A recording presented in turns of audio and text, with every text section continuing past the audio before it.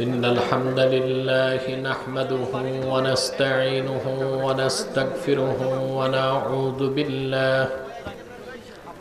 ونعوذ بالله من شرور أنفسنا ومن سيئات أعمالنا من يهده الله فلا مضل له ومن يضلله فلا هادي له ونشهد أن لا إله إلا الله وحده لا شريك له ونشهد أن سيدنا وحبيبنا ومولانا محمدا عبد الله ورسوله صلى الله عليه وعلى آله وصحبه وسلم الذي أكمل الله به قصر النبوة أي ختم الله به النبوة وحكم لا نبي بعده وأعلن في القرآن بالبرهان أن محمدا صلى الله عليه وسلم خاتم النبيين والمرسلين الذي أرسله بالحق بشيرا ونذيرا وداعيا إلى الله بإذنه وسراجا منيرا فقد قال الله تعالى في كلامه المجيد والفرقان الحميد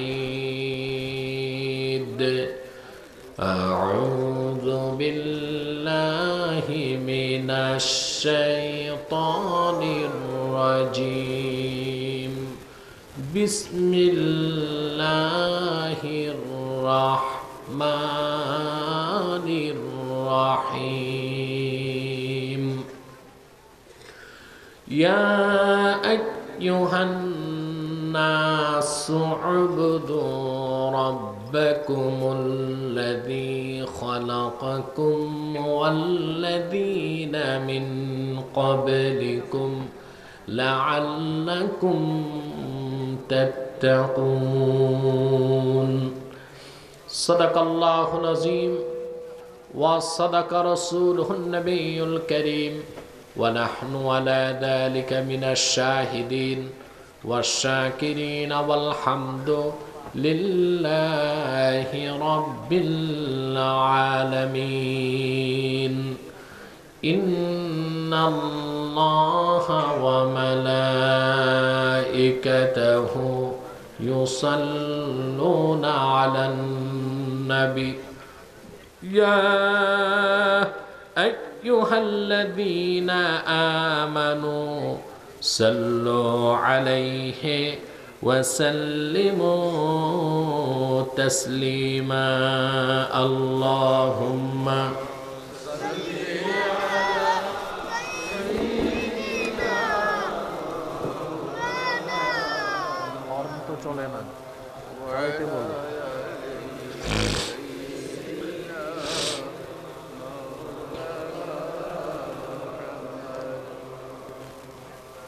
রাত বেশি তো আপনারা ক্লান্ত হয়ে গেছেন না ভোল্টেজ কমে যাচ্ছে বুঝতে পারতেছি মাইকেল না আপনাদের একেবারে হৃদয়ের গভীর থেকে শ্রদ্ধার সাথে আল্লাহর হাবিব সাল্লাল্লাহু আলাইহি সাল্লামের নূরানি কদমে দরুদ সালামের হাদিয়া পাঠান আল্লাহুম্মা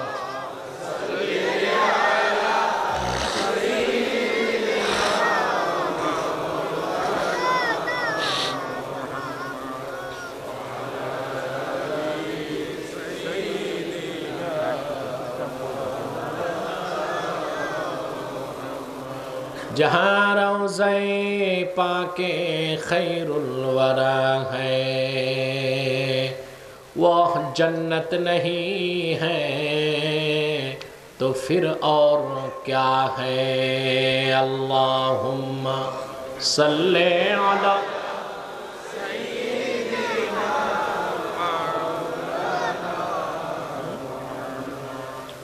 वाला سيدنا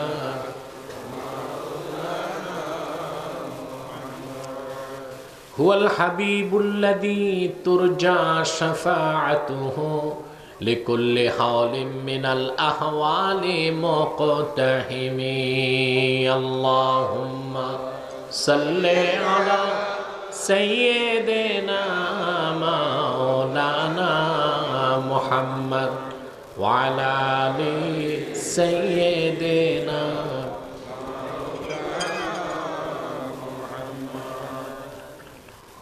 محمد رسول الله صلى الله عليه وسلم ختم الله به النبوة وحكما لا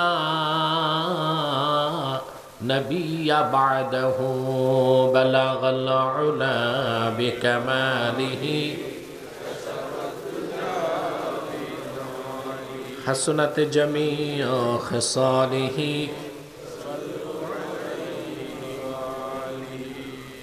দক্ষিণ বারান্তি যুব সমাজ কর্তৃক আয়োজিত 18তম ইসলামী মহাসম্মেলনের সম্মানিত সভাপতি মাওলানা সালেহ আহমদ সাহাব বারাকাল্লাহু ফি উমরি, হাজারাত উলামায়ে কেরাম, তুলাবায়ে ইজাম, বিভিন্ন প্রান্ত থেকে গভীর রাতে ছুটে আসা আমার প্রাণ প্রিয় মুসলমান ভাই ও বন্ধুগণ, সকলকে অন্তরের অন্তঃস্থল থেকে জ্ঞাপন করছে মোবারক।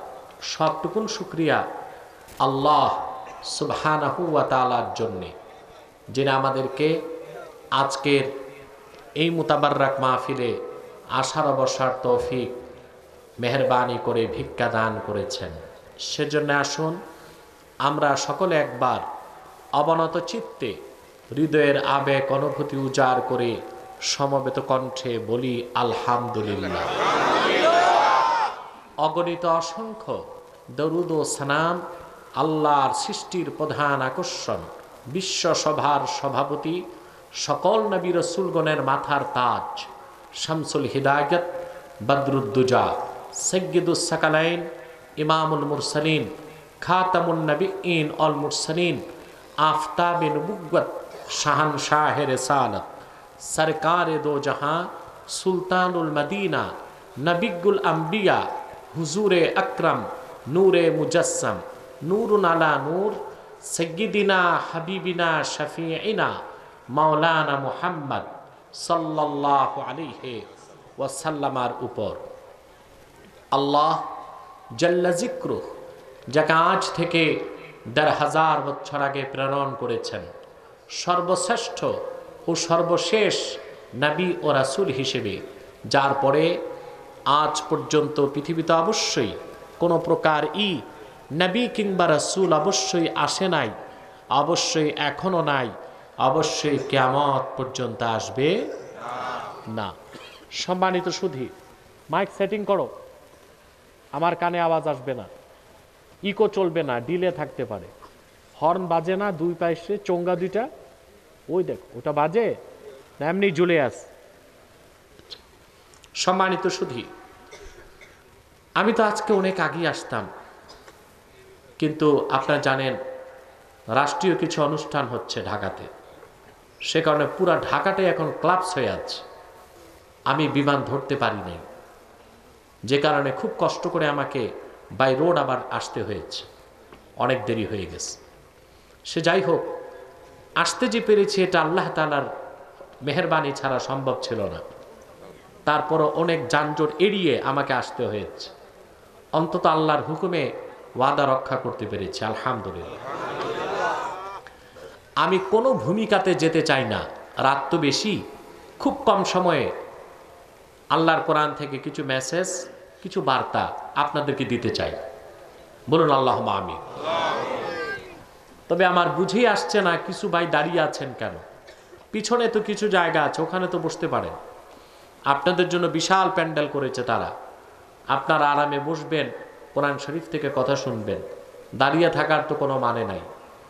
তবে আমাদের প্রোগ্রামগুলোতে অনেক হিন্দু অমুসলিমরাও আসে, তাদেরকে আমরা বসতে বলি না, তারা যেভাবে খুশি ওয়াজ শুনতে পারে। মুসলমান যারা আছেন আল্লাহর রাস্তায় বসেন,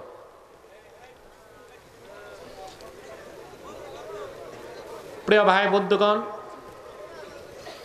স্টেজও সাউন্ড লাগবে, স্টেজে সাউন্ড লাগবে। প্রিয় ভাই বন্ধুগণ, তবে একটি কথা বলতে হচ্ছে, আমরা যারা এখানে এসেছি, আল্লাহ যাদের উপর রাজি ও খুশি তাদেরকে আসতে দিয়েছেন। সুবহানাল্লাহ বলবেন। আল্লাহ যারে ভালোবাসেন তার ভালো চান, যার ভালো চান তাকে দ্বীনের সমঝ দান করে। এটা সহিহ বুখারী কিতাবুল ইলমের হাদিস, আল্লাহর হাবিব ইরশাদ করেছেন, মান ইউরিদিল্লাহু বিহি খাইরান ইউফাক্কিহু ফিদ্দীন। আল্লাহ যার ভালো চান তাকে দ্বীনের সমঝদার বানায় দেন। আল্লাহ যাকে ভালোবাসেন তার ভালো চান, আর যার ভালো চান তাকে দ্বীনের সমঝ দান করে। আল্লাহ আপনাদেরকে দ্বীনের সমাজ দিতে ডেকেছেন, এখানে আসতে দিয়েছেন, তাহলে নিশ্চয় আল্লাহ আপনাদের ভালোবেসেছেন। আরে মাতো না ভাই, যেহেতু আল্লাহ ভালোবেসেছেন আসতে দিয়েছেন, এতে আমরা খুশি না বেজা? আমরা খুশি, শয়তান তো বেজা, ঠিক কিনা? শয়তান বেজা, তার চেলা চামুন্ডারাও বেজা। শয়তানের সব চেষ্টা ব্যর্থ, একটা বাকি আছে। শয়তানের তো বরদাস্ত হচ্ছে না, রাত 12টা বেজে গেছে, এখন আপনারা বসে আছেন শুধু আল্লাহ ও তার হাবিবের রেজামন্দির জন্য, ঠিক কিনা? প্রতি শ্বাসে আপনাদের 10টা নেকি হচ্ছে। বাড়ি যাবেন, হেঁটে হেঁটে এসেছেন, হেঁটে যাবেন, কদমে কদমে 10 নেকি। এই হাজার হাজার লোকের সাথে দুটো হাত তুলে মুনাজাত করবেন, 2 ফোঁটা চোখের পানি যদি সদকা করতে পারেন, সব মাফ। আপনারা খুশি আছেন? শয়তানকে আমরা বিজয়ী হতে দিব না, সেজন্য আমরা একটা নেক নিয়ত করব।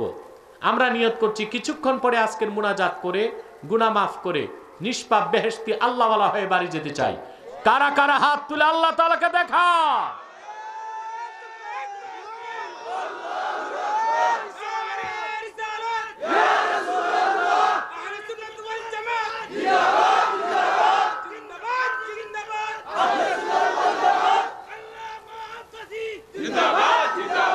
প্রিয় ভাই, নারায়ে রিসালাত সাল্লাল্লাহু আলাইহি ওয়াসাল্লাম। আল্লাহ কবুল করুন, বলুন আল্লাহুম্মা আমিন। প্রিয় ভাই বন্ধুগণ, আলোচনায় প্রবেশ করছি, মূল আলোচনায়। আমি আজকে তেলাওয়াত করেছি সূরা বাকারা থেকে 21 নম্বর আয়াত। বলেন তো সূরার নাম? আল্লাহর কোরআনে সবচেয়ে দীর্ঘ সূরা হচ্ছে বাকারা। এই সূরাটি আমরা যারা হাফেজ না তারাও যদি তেলাওয়াত করি, তার তিলের সাথে 1.5 থেকে 2.5 ঘন্টায় আমরা শেষ করতে পারি, ঠিক কিনা? তার তিলের সাথে। কিন্তু আপনি অবাক হবেন, তাফসীরের কিতাবে এসেছে ওয়াকাফা আবু বকরিন রাদিয়াল্লাহু তাআলা আনহু 8 সানা ফি সূরাতিল বাকারা। হযরত আবু বকর সিদ্দিকের এই একটি সূরা বাকারা বুঝতে 8 বছর সময় লেগেছে। কত বছর? সুবহানাল্লাহ। চিন্তা করা যায়? আমরা মৌলবী হয়ে যাই 8 বছরে, ঠিক কিনা? 10 বছরে মাওলানা, 12 বছরে আল্লামা, তারপর তো ডিগ্রির অভাব নাই, MPhil, PhD, honours, masters, triple title, LLB, বহু ডিগ্রি, ঠিক কিনা? আর হযরত আবু বকর সিদ্দিক রাদিয়াল্লাহু তাআলা আনহুর শুধু সূরা বাকারা বুঝতে 8 বছর লেগেছে। কেন জানেন? হাফিজ ইবনে কাসির তার তাফসীরে লিখেন, আল্লাহর হাবিবের সাহাবীগণ কোরআন শরীফের 10টি আয়াত পড়তেন, মুখস্থ করতেন, বুঝতেন, তারপর আমল করতেন, তারপর 11 নম্বর আয়াত শুরু করতেন। এইভাবে সিদ্দিক আকবর রাদিয়াল্লাহু তাআলা আনহুর সূরা বাকারার সমস্ত তাফসীর বুঝে জীবন গঠন করে সারা দুনিয়ার মানুষের জন্য তিনি মডেলে পরিণত হয়েছেন। সময় লেগেছে তার সূরা বাকারা বুঝে নিতে 8 বছর। বলেন সুবহানাল্লাহ। সহজ কথা। এই সূরা বাকারার শুরুতে আল্লাহ তাআলা 1 থেকে 20 নম্বর আয়াত পর্যন্ত পৃথিবীর মানুষকে 3টি শ্রেণীতে ক্লাসিফাইড করেছেন। 3টা ভাগ করছেন মানুষকে। কয়টা ভাগ? আপনারা তো সূরা বাকারা পড়েন, আমি একটু আপনাদেরকে শুধু হিন্টস দিয়ে যাচ্ছি যেন আপনারা পড়তে পারেন, বুঝতে পারেন। প্রথম থেকে 20 নম্বর আয়াত পর্যন্ত আল্লাহ তাআলা মানুষকে কয় ভাগ করছেন? আমার দিকে তাকান। মুমিন, মুনাফিক, কাফের। 3-এর বাইরে চতুর্থ কোনো মানুষ জোরে বলেন। কেউ যদি বলেন আমি নিরপেক্ষ থাকবো, মুমিনও না, মুনাফিকও না, কাফের না, এই সুযোগ নাই। নিরপেক্ষ বলতে কিছু আছে? একটা নদ আরেকটা কি? নদী। পক্ষ আছে। নদ মানে যার পানি একদিক যায়, নদী মানে যার পানি জোয়ার ভাটা 2 দিক যায় আস। বৃক্ষের মধ্যে নর আছে, নারী আছে। ফুলের মধ্যে পুরুষ আছে, মহিলা আছে। পরাগায়নের মাধ্যমে তারা বংশবৃদ্ধি করে। পক্ষ আছে না নাই? বলেন। পুরুষ আছে, মহিলা আছে। হ্যাঁ, বলতে পারেন একটা তো জাতি আছে, 3rd জেন্ডার, হিজরা। হিজরা আপনারা কি বলেন? যেটার তো কোনো পক্ষ না, এটা নিরপেক্ষ। ও বাহ, নিরপেক্ষ হইতে শেষ পর্যন্ত হিজরা হইবেন। হিজরাকে কি বলেন আপনারা? হিজরা, হিজরা, যেটাকে আরবিতে বলা হয় খুনসা, মুখান্নাস। বাংলাদেশে খুব আলোড়ন হয়েছে, কয়েকটা ইউপি চেয়ারম্যান বাংলাদেশে হিজরা হয়েছে। আপনারা দেখছেন না? বাস হয়েছে, চেয়ারম্যান পর্যন্ত চলবে, আবার হিজরা ধইরা মসজিদের ইমাম সাহেব বানায়েন না, ওইটা চলবে না। চলবে না। তাই নিরপেক্ষ বলতে কোনো কিছু নাই। আল্লাহ মানুষকে কয়টা ভাগ করছে? মুমিন, মুনাফিক, কাফের। প্রশ্ন আসে তাহলে মুশরিক কোথায়? মুশরিক কাফেরের মধ্যেই আছে। আল্লাহ কোরআন শরীফে বলেছেন, ইল্লাল্লাযীনা কাফারু মিন আহলিল কিতাবি ওয়াল মুশরিকিনা মুনফাক্কিনা হাত্তা তা'তিয়াহুমুল বায়িনাহ রাসূলুম মিনাল্লাহ। ইন্নাল্লাযীনা কাফারু মিন আহলিল কিতাবি ওয়াল মুশরিকিন, নিশ্চয় যারা কুফরি করে কাফের হয়েছে আহলি কিতাব থেকে আর মুশরিক থেকে।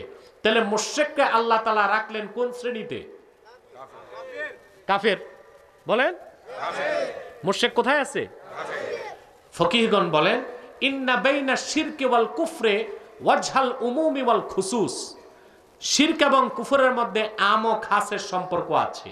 তার মানে প্রত্যেক কাফের মুশরিক নাও হতে পারে, কিন্তু প্রত্যেক মুশরিক অবশ্যই কাফের। মানুষ কয় ভাগ? একটু জোরে মাতো। রাতের নিস্তব্ধ পরিবেশকে তোমাদের গুঞ্জন দিয়ে সরব করতে হবে। আরো জোরে। মানুষ কয় ভাগ? মুমিন, মুনাফিক, কাফের। 3-এর বাইরে কোনো মানুষ? আপনি অবাক হবেন মুসলমান, সূরা বাকারা শুরু থেকে আল্লাহ তাআলা 20 নম্বর আয়াত পর্যন্ত 3টি শ্রেণীর কথা আলোচনা করেছেন। প্রথম আলোচনা করেছেন মুমিনের কথা, তারপর কাফেরের কথা, তারপর মুনাফিকের কথা। আল্লাহ স্পষ্ট বলে দিয়েছেন কাফের এবং মুনাফিকরা চিরকালের জন্য জাহান্নামে যাবে। সফলতা শুধু পাবে মুমিনগণ। কারা?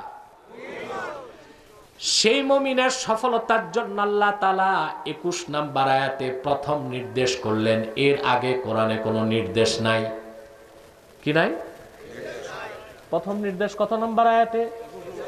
কি নির্দেশ? আল্লাহ বলেন, ইয়া আইয়ুহান নাসু উবুদু রাব্বাকুমুল্লাযী খালাকাকুম ওয়াল্লাযীনা মিন ক্বাবলিকুম লাআল্লাকুম তাত্তাকুন। হে মানব জাতি, ইত্তাকু রাব্বাকুম, তোমরা তোমাদের, উবুদু রাব্বাকুম, হে মানব জাতি তোমরা তোমাদের রবের ইবাদত করো। ইবাদত হবে কার? সর্বশক্তি দিয়ে বলেন, ইবাদত হবে কার? গোলামি হবে কার? দাসত্ব হবে কার?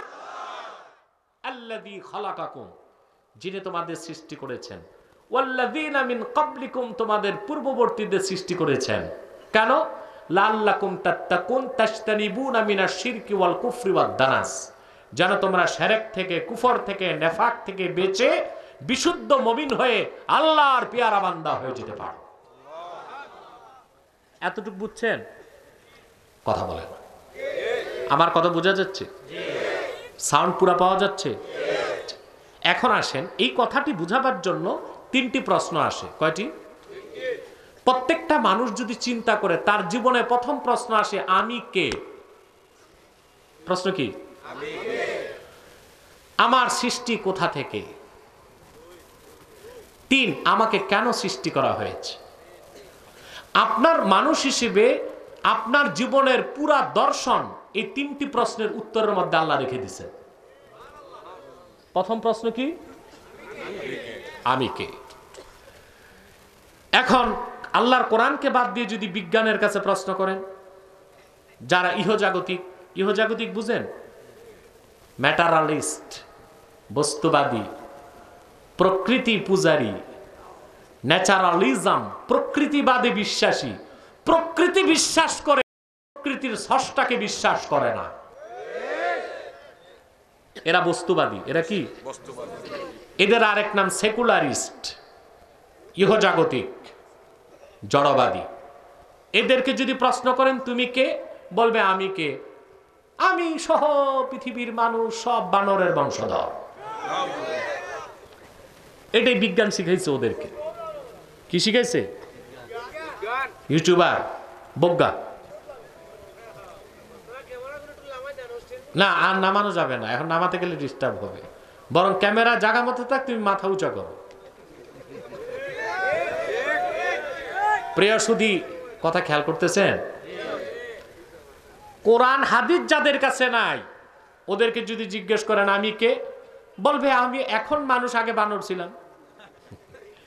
এগুলোই পড়ায় ওরা স্কুল কলেজে।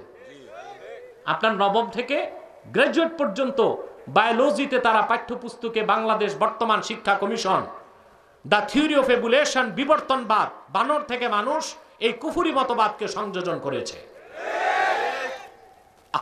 আফসোস, একদিকে এই কাজ করছে যেন ছাত্রগুলো নাস্তিক হয়, আরেকদিকে শিক্ষা কমিশন 2022 সাল থেকে নীতি প্রণয়ন করেছে, নবম থেকে মাধ্যমিক, উচ্চ মাধ্যমিকে ইসলাম শিক্ষার পরীক্ষা হবে না, যেন এই বইটি কেউ হাতেও না ধরে। তাহলে বোঝা যাচ্ছে ইসলাম শিক্ষা থেকে দূরে রাখা হবে।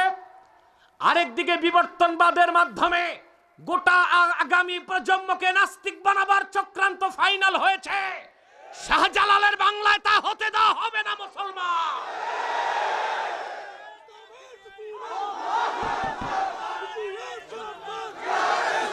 মাইকে খুব ডিস্টার্ব, ঠিক করো মাইক। একটা হর্ন চলে না, এগুলো ঠিক করো মাইক।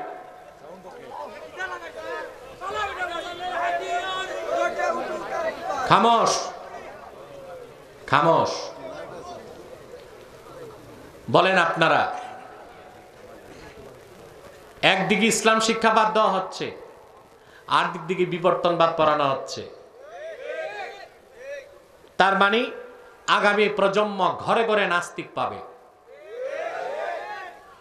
তখন আর ওয়াজ মাহফিল আইন করে বন্ধ করতে হবে না, ওয়াজ মাহফিলে লোক আসবে না, মসজিদে তালা দেওয়ার দরকার হবে না, ইমাম সাহেব মুসল্লি খুঁজে পাবে না।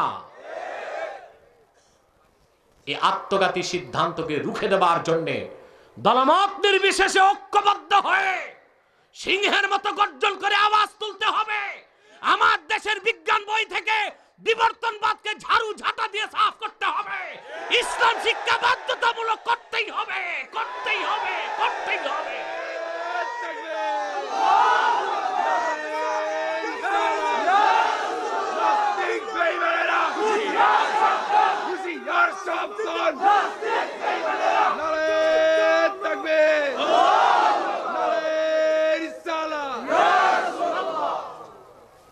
কোরআন হাদিস নাই, বিজ্ঞানকে প্রশ্ন করবেন আমি কে, বলবে বানর থেকে। কোরআন শরীফকে জিজ্ঞেস করেন আমি কে, কোরআন কি বলে শুনেন। আল্লাহ রাব্বুল আলামিন বলেন ওয়ালাকাদ কাররামনা বনি আদামা ওয়া হামালনাহুম ফিল বাররি ওয়াল বাহরি ওয়া রাযাকনাহুম মিনাত তাইয়্যিবাত।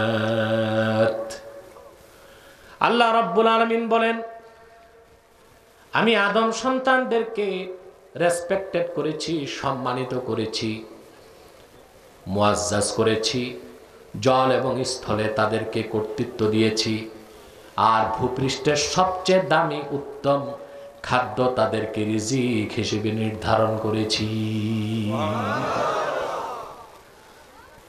আমি কে, আমার পরিচয় কোরআন দিয়েছে। আমি আল্লাহর সৃষ্টি জগতের শ্রেষ্ঠ সৃষ্টি, বানর থেকে নয়, আদম থেকে। কার থেকে? জবাব পেয়েছেন? আল্লাহ বলেছেন মানুষ তুমি আল্লাহর শ্রেষ্ঠ সৃষ্টি, তোমাকে ভূপৃষ্ঠের কর্তৃত্ব দেওয়া হয়েছে, জল এবং স্থলে। কর্তৃত্ব কার? মানুষের। আল্লাহ দিচ্ছেন। আমাদের কর্তৃত্ব কিনা? কথা বলে না। এত বিশাল হাতি, তার পিঠে বসে থাকে একজন ছোট্ট মানুষ, ঠিক কিনা? মানুষ যা বলে হাতি তাই তো শোনে। আল্লাহর হুকুমে যদি হাতি একবার কমান্ড ব্রেক করে, মানুষটার বাবার ক্ষমতা নেই হাতির পিঠে একবার উঠবে, ঠিক কিনা? হাতির চেয়ে অনেক বড় সাগরের নীলতিমি, একটি বড় মাপের নীলতিমির পিঠে 42টি হাতি দাঁড়াতে পারে। লেজের মধ্যে একটি হাতি যদি দাঁড়ায়, নীলতিমি টেরই পাবে না কি দাঁড়াইছে। এই জল এবং স্থলে কর্তৃত্ব কার? মানুষকে আল্লাহ দিয়েছেন। মানুষ আল্লাহর শ্রেষ্ঠ সৃষ্টি, ঠিক কিনা? ওরা বলছে মানুষ বানর থেকে, কোরআন বলছে মানুষ আদম থেকে। আমি কে? জবাব পেয়েছেন? প্রশ্ন আমরা কোথা থেকে? কোরআন হাদিস নাই, বিজ্ঞানকে জিজ্ঞেস করেন, বলবে জঙ্গল থেকে। কারণ বানর থেকে, বানরের ঘরবাড়ি জঙ্গলে। কোরআনকে জিজ্ঞেস করেন তুমি কোত্থেকে, কোরআন বলবে তুমি জান্নাত থেকে। আমাদের অস্তিত্ব কোত্থেকে শুরু? আল্লাহ পাক কোরআনে বলেছেন وَقُلْنَا يَا آدَمُ اسْكُنْ أَنْتَ وَزَوْجُكَ الْجَنَّةَ وَكُلَا مِنْهَا رَغَدًا حَيْثُ شِئْتُمَا وَلَا تَقْرَبَا هَذِهِ الشَّجَرَةَ فَتَكُونَا مِنَ الظَّالِمِينَ। আল্লাহ রাব্বুল আলামিন বলেন আমি আদমকে ডেকে বললাম হে আদম, তুমি এবং তোমার স্ত্রী পরমানন্দে জান্নাতে বসবাস করো, যা খুশি তা বেহেশতে তৃপ্তির সাথে প্রাচুর্যের সাথে খাও, তবে এই একটি বৃক্ষের কাছেও যেও না, যদি যাও তাহলে জালেমদের কাতারে শামিল হয়ে যাবে। আল্লাহ পরিচয় দিলেন আমাদের বাবা মার বাড়ি কই, আর ওরা বলে বাবা মার বাড়ি কোথায়? জঙ্গল আর কোথায় জান্নাত। বাবার বাড়ি আসল বাড়ি, আমাদের বাবার বাড়ি কই? এই স্টেজে বসেন সবাই, সব বসে যাও, উজ্জ্বল বস। আমাদের বাড়ি কই? বাবার বাড়ি আসল বাড়ি, ঠিক কিনা? তাহলে আমরা কোথা থেকে? 3 নম্বর প্রশ্ন, কেন? আল্লাহ কেন সৃষ্টি করছেন আমাদেরকে? কোরআন হাদিস ছাড়া ওদের কাছে জিজ্ঞেস করেন, যারা প্রচলিত বিজ্ঞান ও দর্শনে বিশ্বাসী, গ্রিক দর্শনে বিশ্বাসী, গ্রিক ফিলোসফিতে বিশ্বাসী, প্রচলিত সমাজ বিজ্ঞান রাষ্ট্রবিজ্ঞানে বিশ্বাসী, তাদেরকে জিজ্ঞেস করেন কেন? বলবে কেন? খাও দাও মোজ করো ফুর্তি করো মরে যাও সব শেষ। আল্লাহর কোরআনকে জিজ্ঞেস করেন তুমি কেন? কোরআন জবাব দিচ্ছে আফাহাসিবতুম আন্নামা খালাকনাকুম আবাসা ওয়া আন্নাকুম ইলাইনা লা তুরজাউন। তোমরা কি ধারণা করেছো আমি তোমাদেরকে অনর্থক সৃষ্টি করেছি শুধু খাওয়া দাওয়ার জন্য, মौज মস্তি আর ফুর্তি করার জন্য? এর জন্যই তৈরি করেছি, তোমাদেরকে এমনি এমনি ছেড়ে দেওয়া হবে আর জিন্দা করে আবার আমার কাছে ফিরায় আনা হবে না, এটাই কি মনে করেছো? না। তোমাদেরকে কেন সৃষ্টি করা হয়েছে? আল্লাহ জবাব দিয়েছেন, ওয়ামা খালাকতুল জিন্না ওয়াল ইনসা ইল্লা লিয়াবুদুন। জিন আর মানুষকে আমি তৈরি করেছি একমাত্র আমার ইবাদতের জন্য, গোলামির জন্য, দাসত্বের জন্য। বলেন সুবহান। 3 নাম্বার জবাব কি? আমরা কেন? আমি কারে ওয়াজ শোনাই? আপনারা কি কবরস্থানে আছেন নাকি? কথা বুঝতেছেন? আমরা কে? আদম সন্তান। কোত্থেকে? কেন? কার ইবাদত? সর্বশক্তি দিয়ে বলেন, কার গোলামি, কার দাসত্ব, কার ইবাদত? সুবহান। সেজন্য আল্লাহ রাব্বুল আলামিন সূরা বাকারার 1 থেকে 20 নাম্বার পর্যন্ত মানুষকে ক্লাসিফাইড করেছেন, শ্রেণীবিন্যাস করেছেন। তারপরে 21 নাম্বার আয়াত থেকে মানুষকে কেন তৈরি করলেন সেই নির্দেশটা করলেন, ইয়া আইয়ুহান নাসু উবুদু রাব্বাকুমুল্লাযী খালাকাকুম ওয়াল্লাযীনা মিন ক্বাবলিকুম লাআল্লাকুম তাত্তাকুন। হে মানব জাতি, উবুদু রাব্বাকুম, তোমরা তোমাদের রবের ইবাদত করো। এই জন্যই রব তার আব্দ বান্দাকে তৈরি করেছেন। এটাই হচ্ছে মানব সৃষ্টির মূল লক্ষ্য এবং উদ্দেশ্য। বলেন সুবহান। এখন আসেন সূক্ষ্ম কিছু বিষয় ভালো করে নজর করেন। কোরআন শরীফে প্রথম নির্দেশে আল্লাহ রাসূল সাল্লাল্লাহু আলাইহি ওয়াসাল্লামের মাধ্যমে আল্লাহ তাআলা ইবাদতের যে পয়গাম দিয়েছেন, শুধু আরববাসীকে, শুধু মুসলমানকে? নাস বলেছেন। নাস মানে কি? সব মানুষ। সুবহানাল্লাহ বলবেন না? অথচ পূর্বের নবীগণ আল্লাহর ইবাদতের দাওয়াত দিয়েছেন শুধু তার জাতিকে, শুধু তার জাতিকে, শুধু তার কওমকে, শুধু তার জাতিকে। ঠিক কি না? ঠিক। যেমন আল্লাহ রাব্বুল আলামিন কোরআন কারীম সূরা হুদে উদাহরণ দিয়েছেন, ওয়ালাকাদ আরসালনা নূহান ইলা কওমিহি ইন্নী লাকুম নাযীরুম মুবিন আল্লা তা'বুদু ইল্লাল্লাহ। আল্লাহ রাব্বুল আলামিন বলেন, আমি নবী এবং রাসূল হিসেবে নূহকে প্রেরণ করেছি। তিনি তার কওমকে, তার জাতিকে ডেকে শত শত বছর বলেছেন, হে আমার কওম, হে আমার জাতি, আমি সুস্পষ্ট সতর্ককারী হিসেবে আল্লাহর পক্ষ থেকে এসেছি একটা পয়গাম দেবার জন্য তোমাদেরকে, আল্লাহ তা'বুদু ইল্লাল্লাহ, তোমরা একমাত্র ইবাদত করবে আল্লাহ, আল্লাহ ছাড়া আর কারো ইবাদত করবে না। আপনারা ডিস্টার্ব করছেন আমাকে, বারবার স্টেজে উঠানামা করে, বসে যান। আটলে তো স্টেজে খাফে বুঝো না, স্টেজটা দুর্বল, স্টেজ ক্লোজ। যে নামার সে নেমে যাক, যে বসার সে বসে যাক।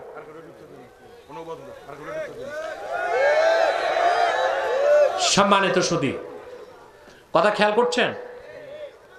নূহ আলাইহিস সালাম বললেন, হে আমার কওম, একমাত্র ইবাদত করো আল্লাহ। কার?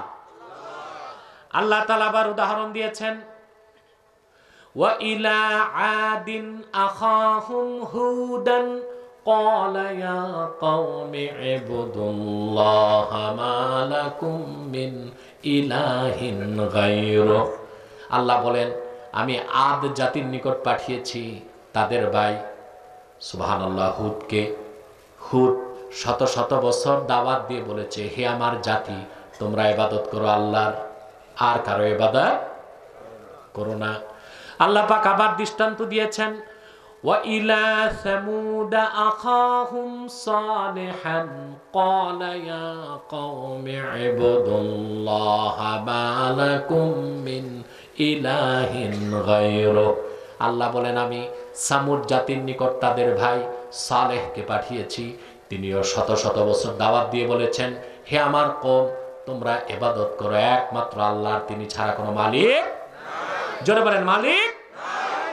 আল্লাহ পাক আবার উদাহরণ দিয়েছেন, وإلى مدين أخاهم شعيبا قال يا قوم اعبدوا الله ما لكم من إله غيره আল্লাহ বলেন আমি মাদিয়ান জাতির নিকট শোয়েবকে পাঠিয়েছি, তিনি মুসা আলাইহিস সালামের শ্বশুর।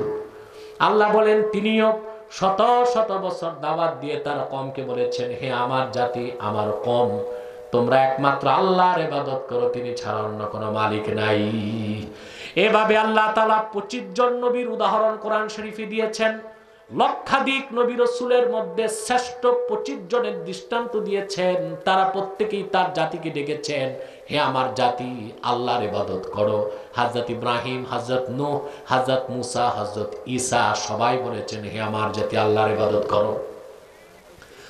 সবার পরে এসেছেন আখিরি নবী, নবীগণের মাথার তাজ, নূর নবী আমার মুহাম্মদ সাল্লাল্লাহু আলাইহি ওয়াসাল্লাম।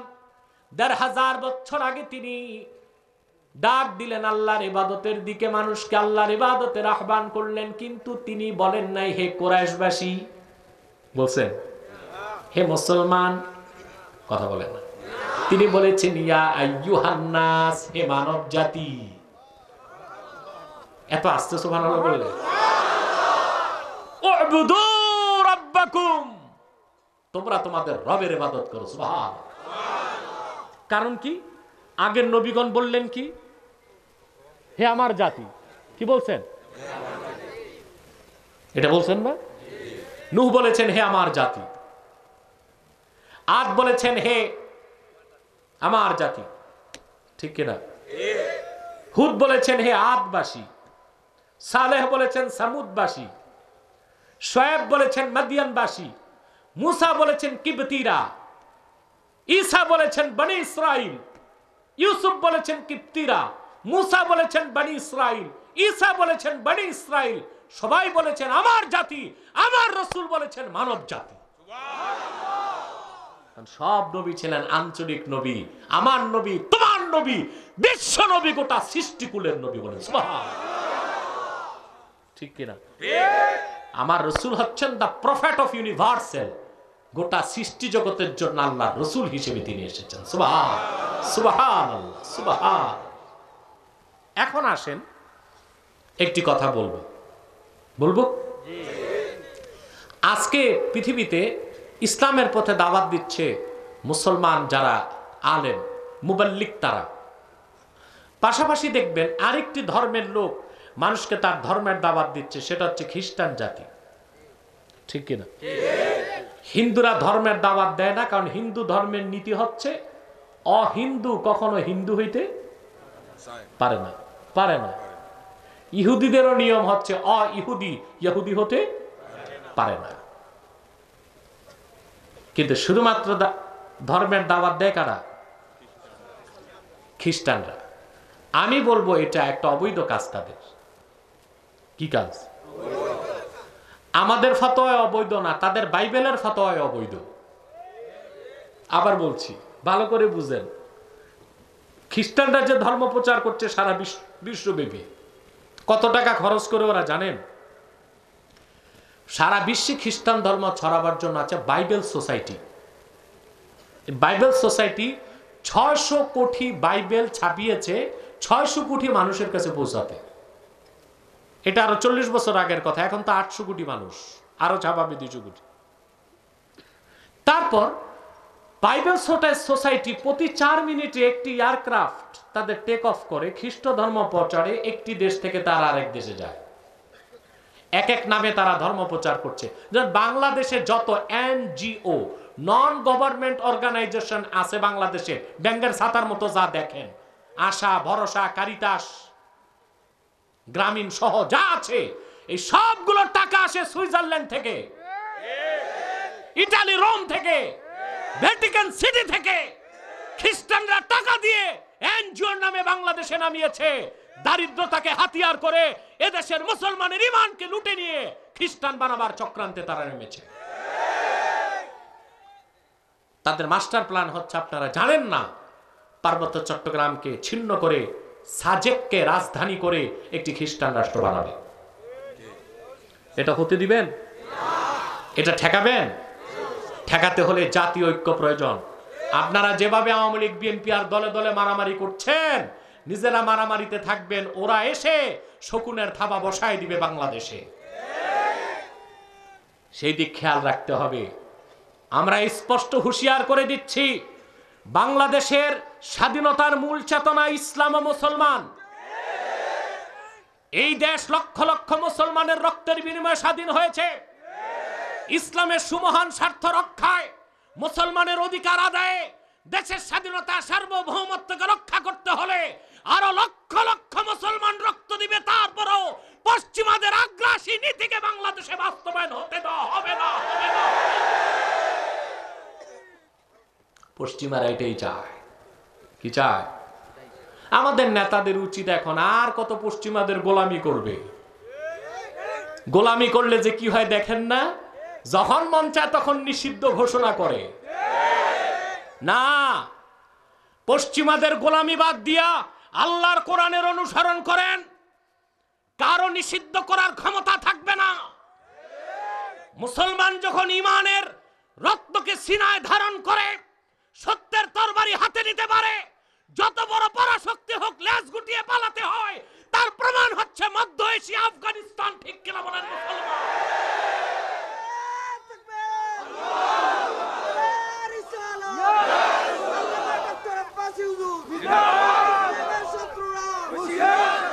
অতএব দেশকে আগ্রাসন মুক্ত করার জন্য জাতীয় ঐক্যের কোনো বিকল্প নাই।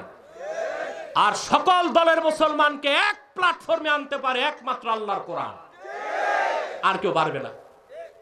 কারণ আওয়ামী লীগ তার আদর্শ একটা, বিএনপির আদর্শ একটা। আওয়ামী লীগ সেকুলারিজমকে লালন করছে, বিএনপি ন্যাশনালিজমকে লালন করছে। ঠিক কিনা বলে? তাদের কাছে এমন কোন মন্ত্র আদর্শ নাই এক করতে পারে। মুসলমান মাত্রই সবাইকে এক করতে পারে। কে? জোরে বলেন কে? আসুন পশ্চিমাদের তাবেদারি ছেড়ে আমরা আল্লাহর কোরআনের অনুসরণ করি। ঈমানও ঠিক থাকবে, আমলও ঠিক থাকবে, দেশও ঠিক থাকবে। দেশ ঠিক থাকলে আমরা সবাই ঠিক থাকবো। দেশ ক্ষতিগ্রস্ত হলে আমরা সবাই ক্ষতিগ্রস্ত। ঠিক কিনা বলেন? সম্মানিত সুধী, তো খ্রিস্টানরা ধর্ম প্রচার করছে। আমি বলেছিলাম খ্রিস্টানদের ধর্ম প্রচার বৈধ না অবৈধ? জোরে মাতো না ভাই। আমাদের ফতোয়ায় না তাদের ফতোয়ায়? তাদের ফাতাওয়াটা কই আছে? নিউ টেস্টামেন্ট, বাইবেলের মধ্যে এসেছে জেসাসের স্টেটমেন্ট। জেসাস বলে ওরা ঈসাকে। কাকে? জেসাস বলে। জেসাসের স্টেটমেন্ট আছে নিউ টেস্টামেন্টে। জেসাস বলেছে, শোনো, আমি বনি ইসরায়েলের হারানো মেষগুলোকে উদ্ধার করতে এসেছি কেবল। অর্থাৎ জেসাস বা যিশু নিজে বলেছে তিনি এসেছেন শুধু বনি ইসরায়েলের জন্য। তাহলে বনি ইসরায়েল না যারা, তাদের কাছে তার ধর্ম পৌঁছানোটা তাদের নবীর ফতোয়ায় বৈধ না অবৈধ? ঠিক কিনা? দ্বিতীয় সবচেয়ে বড় কথা, জেসাসের ধর্ম খ্রিস্টান ইসলাম আসার পর রহিত হয়ে গেছে। অতএব এটার দাওয়াত দেবার আর কোনো সুযোগ নাই। শুধুমাত্র বিশ্বের প্রতিটি প্রান্তে ইসলামের দাওয়াত পৌঁছাবার অথরিটি আল্লাহ তাআলা মুসলমানকে দিয়েছেন। কারণ মুহাম্মদ সাল্লাল্লাহু আলাইহি সাল্লাম ১৫০০ বছর আগে যে কোরআন এনেছেন শুধু মুসলমানের জন্য নয়, সব মানুষের জন্য। আর মুসলমানকে আল্লাহ তাআলা নির্বাচন করেছেন শুধু মুসলমানের জন্য নয়, বিশ্ব মানবতার কল্যাণে। আল্লাহ বলেছেন, কুনতুম খায়রা উম্মাতিন উখরিজাত লিন-নাস।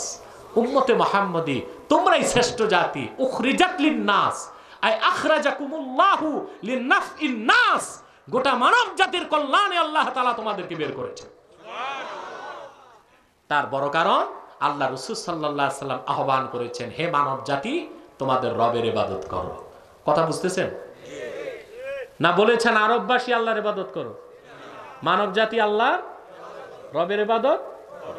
এখন এই আয়াতের 21 নম্বর আয়াতের দ্বিতীয় সূক্ষ্ম বিষয় বলবো না মুনাজাত করি? হ্যাঁ, মা সাবরা ঘুমাচ্ছে তো। আপনারা ঘুমাচ্ছেন নাকি? একটু দেখাও তো কারা কারা ঘুমাও, হাত উঠাও।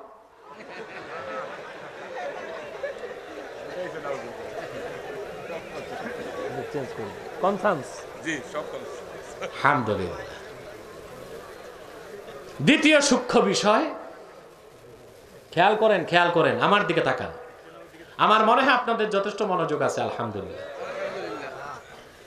আর আপনারা তো আল্লাহর ওলি শাহজালালের নেক তাওয়াজ্জুতে আছেন, আপনাদের মধ্যে তো এমনি আগুন জ্বলে আছে, একটু ধরাই দিলেই হয়, ঠিক কিনা?